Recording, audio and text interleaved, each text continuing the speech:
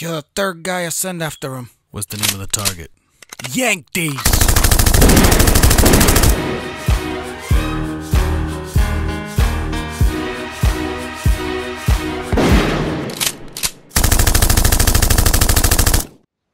Yo, what up? Welcome to my channel. My name is Yankees, and today I got another Socom gameplay for you guys. This is actually a badass gameplay from the score and a few of the things that were going on in the game, which I remember vividly. It was actually a really fun game. I didn't get it too long ago. I maybe got it maybe a week ago. I was actually playing with Jack Splicer in this game, and you know what's funny? I was gonna do a live commentary right before this game, and I was like, I didn't want to turn on the microphone and all that to record it. I was like, let me just record it. If it's a good game, then I'll just commentate over it, and that's exactly what happened. I want to use this game to talk about two things. One is obviously the gameplay, and two is win-losses. The stat win-loss. Win-losses, if you guys don't really get what I'm talking about. Win-losses are important. It doesn't matter what game you play. I had a video not too long ago that was basically a COD video. And I was talking about my stat goals for Modern Warfare 3. I know this is a Socom gameplay, but I choose this specifically to talk about win-losses in general. And it doesn't matter what game. That's why I'm mentioning Modern Warfare 3. Modern Warfare 3 is a game that is gonna come out, and I plan on being very beastly good at it. And one of the stats that I mentioned that is really important to me, it's win-losses.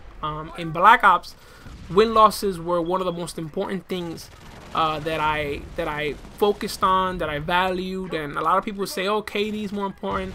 If you're winning games, KD shouldn't be a problem, shouldn't be a worry. Understand? That's why I say win-losses are more important than KD. Understand? If you're a good ass player and you're able to play the objectives to the fullest, defend the flags to the fullest, drop people when it's needed to be when they need to be dropped, then your KD will show up. Understand what I'm saying? So in Black Ops, there was a system where you could actually see someone's combat record. In Socom, they don't have it. It would be awesome to actually see someone's combat record in Socom, because it demonstrates what type of player you're going up against, and also represents what type of player you're playing with. That was one thing that I really loved about Black Ops. People have mixed feelings about it, because it's like it cursed the game and it made the game good. It cursed the game because people worried more about the stats than actually having fun. That was an issue with me. I had fun, but I had fun winning, and I had fun getting huge score games. That was my fun.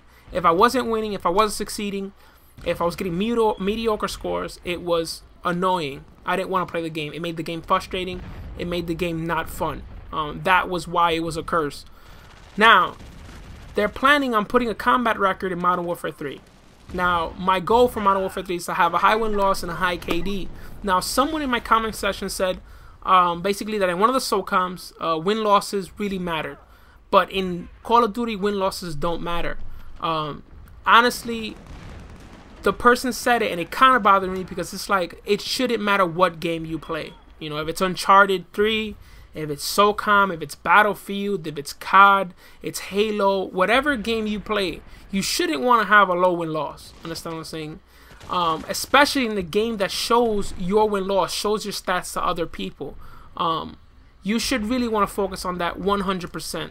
Now, I can guarantee right now, 10 out of 10 times that I played someone with a high win-loss or a high KD, the games were ridiculously competitive. And even with a high win-loss and a low 1 KD, or usually it was a 1 KD, 1.5 KD, and they had high win-loss, the games were real competitive.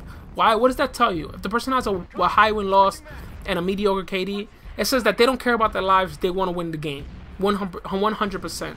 Games like that are the best games you could play. That's why win-losses are important in any game you play. Win-losses represent what type of player you are, what type of team you roll with, and what lies ahead when you're playing against me or you're playing against that person. In game battles, when I play game battles, there was something really funny people would do, and that was basically start other accounts and go into regular games and shoot in the sky, get killed a whole bunch of times, throw away games, back out of games, just so they can lower their win-losses and KDs. Why? Because when you would jump in the game with them in game battles, you would check their stats, and the stats would be nonsense, and you'd be like, wow, this guy's shit. Understand what I'm saying? So once you get into the game, you're like, wow, this guy is not shit. It happened to me a few times and I actually came out victorious in one of them. The guys were stats were just ridiculously bad. You know, when I played on my main account, my stats were ridiculously good, but I didn't care. You know what I'm saying? I didn't know people did that, and so I expected people to go in there with high win losses, and little did I know they were doing that. So I kind of, how can I say it? I didn't expect them to be good, but I don't expect, you know, everyone to be, you know, bad. You know what I'm saying? So I go into every game thinking the guy's good, the guy, they can bring it. So I use that to put myself and keep myself at 100%. Understand what I'm saying? To keep myself in line, know what the goal is, and the goal is to always win no matter what, who you're playing. Now a combat record in Socom would be fantastic. Because you're, like I said before, you know who you're playing. Understand? You know who you're up against. You know how, you know what gun to choose. You know when to bring it. Understand what I'm saying? Now, MW3, when it comes out, combat records are confirmed. Now that's why I am kind of, you know, biting my nails, waiting for the game to come out, because I really want to show it off. Understand what I'm saying? I want to show off my skill level. And honestly, you know, I'm sitting here talking about COD. But you guys have to know that you guys watch my Socom videos. I love Socom and I represent Socom 100%. I've learned to love this game. And honestly, whatever game I play, I try to, you know, take in all the positives and, you know, forget about the negatives. Because every game has has negatives, and I'm not gonna, you know, stop playing a game because it has its negatives. Understand what I'm saying? If a game didn't have its negative or didn't have its problems, then it wouldn't be a game. Understand? No game is perfect. No person is perfect. One more thing that I also don't do is compare games. Understand what I'm saying? I can't compare, you know, COD with Socom. I can't compare Brink with Socom. I can't compare Halo with COD or Halo with Socom. You know, every game is different in every way. That's what makes games. Understand what I'm saying? When, you know, October or November or December comes out, you know, there's always a game people anticipate to see. Now, if every game was the same, you wouldn't expect or be a hype about the game coming out. Understand what I'm saying? So every game has to have its variety.